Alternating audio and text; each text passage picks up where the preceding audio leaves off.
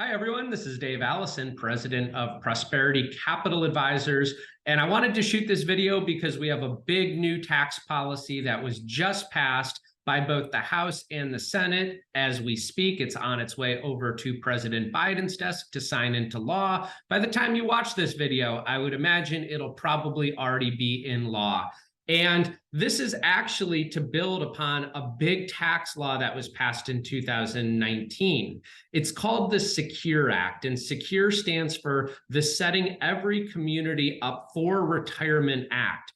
And now in 2019, we saw 1.0 of this tax law get passed, and it really changed the game on retirement planning. It changed the way that we think about accumulating money in retirement accounts like IRAs and 401ks. It changed around how we utilize trusts with our retirement account planning. It changed around inheritance planning, like how we utilize life insurance, because essentially the big thing that this law did was it eliminated something called a stretch IRA provision that essentially says that if I passed away with a retirement account balance, that my beneficiaries can take a little bit of that money each and every year over a long period of time and essentially stretch out the distributions, which by default stretches out the tax due on those distributions. Well, now after SECURE Act 1.0, Congress basically compressed that and said, no, beneficiary, you can't spread this out over your lifetime because we want that tax revenue. You have to deplete that IRA balance that you inherited within 10 years. And so that was the big reform of SECURE Act 1.0. Now, SECURE Act 2.0 in 2022 here didn't have anything as drastic to financial and retirement planning as what 1.0 did, but altogether, if you add up all of the benefits of 2022's SECURE Act 2.0, it did a lot of really good things. It gained a lot of bipartisan support, and it was actually part of what you'll hear about as we close out the year here, this giant $1.7 trillion spending bill. And so here's a couple of the things. I'll start off with things that might impact you if you're retired or about to retire. And the first one is required minimum distributions, something I know a lot of clients hate because sometimes the government makes you take more out of your retirement accounts than you want to because they want that tax revenue. Now, SECURE Act 1.0 moved the RMD age from 70 and a half to 72. And SECURE Act 2.0 changes it to age 73. So if you're not yet of age 72, you essentially have until you're age 73 to have to start taking these required distributions. And for those of you who are younger, by the year 2023 here, they're going to be expanding that age to 75. So again, it allows us to keep more of our hard-earned money in our retirement accounts, continuing to defer those without being forced to take that income out. Now, the next thing that SECURE Act 2.0 did was it reduced the penalty for missing an RMD, right? This penalty used to be extreme, in my opinion, 50%. So if you had a $40,000 a year required minimum distribution and you missed it, you were penalized $20,000. Now they're going to be reducing that penalty down to 25%. And assuming you fix it in a timely manner, they're going to actually reduce it down to 10%, which is still a huge penalty for missing that RMD. So make sure that you don't miss that if you're in the age that you have to take your RMDs.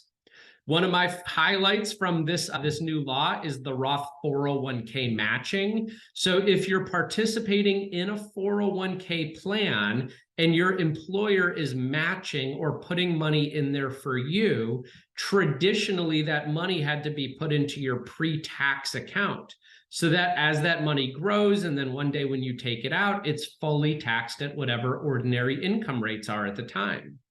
But now your employer or you could elect to have that matching money go into the Roth account, meaning you don't get a tax deduction today for it, but it's going to grow tax deferred. And then when you take it out later on in life, it's completely tax free. So this is huge, especially for employees getting started. Maybe they're in a lower tax bracket today than they will be in the future, or for anyone that thinks tax rates are going to go up in the future, it allows you to get even more money into that Roth side of your 401k. For our clients that are retired, there's a vehicle out there called a QLAC, Qualified Longevity Annuity Contract. As a practitioner, I don't see a ton of these being utilized, but it is for any retiree that is worried about longevity risk, essentially outliving their money. What Congress allows us to do is they used to allow us to put up to $145,000 of our retirement into a qualified longevity annuity contract. That $145,000 would not be subject to RMDs. So it's a strategy to potentially reduce your RMDs. That annuity would continue to be deferred up until an elected age, like age 80 or age 85.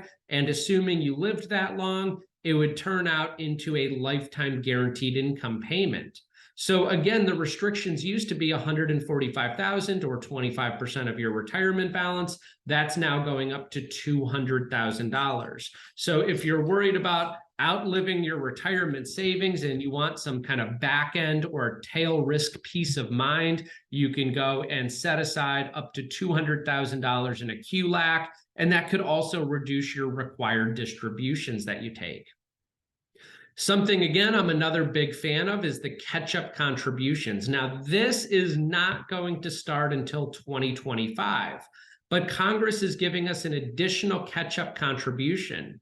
If we're participating in a retirement plan today, the catch-up contribution starts at age 50. Anyone over age 50 can put a little bit more into their 401ks or IRAs. Well, starting in 2025, if you're between the age of 60 and 63, you can add in an additional $10,000 or 150% of your regular contribution. So what that means is, let's say we have a 62-year-old that is age 62 in the year 2025. They can put in their $22,500 of contributions. Those are normal employee contributions. They can either go into the pre-tax 401k or the Roth 401k. Then you can do what today is the normal age 50 contribution catch-up, which is $7,500, plus that additional age 60 to 63 catch-up, which in this case would be $3,750, because that is in cumulative 150% of the regular catch-up, which is $7,500.